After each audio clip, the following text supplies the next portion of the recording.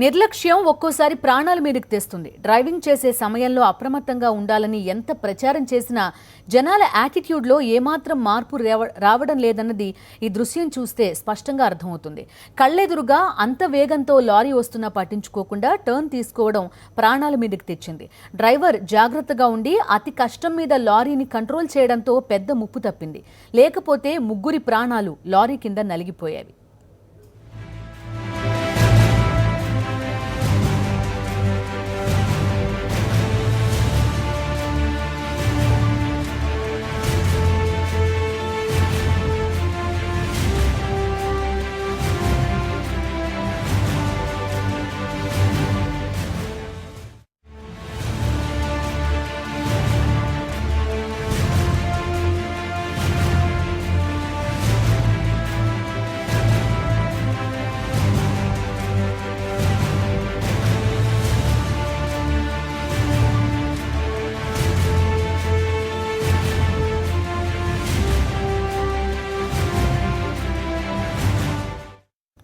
రంగారెడ్డి జిల్లా మేడ్చల్ హైవేపై జరిగింది ప్రమాదం.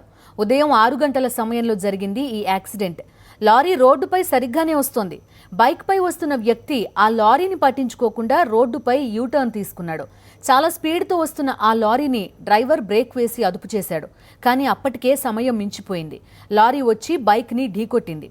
అదే సమయంలో అదే రోడ్డుపైన రాంగ్ రూట్లో ఎదురుగా మరో బైక్ మీద మరో ఇద్దరొచ్చారు. వాళ్లను కూడా లారీ ఢీకొట్టింది. కళ్ళు మూసి తెరిచేలోపు క్షణాల్లో 2 బైకులు కింద పడిపోయాయి. లారీ డ్రైవర్ అప్రమత్తత, రోడ్డుపై ఉన్న రైలింగ్ వీళ్ల ప్రాణాలు కాపాడిందని చెప్పాలి.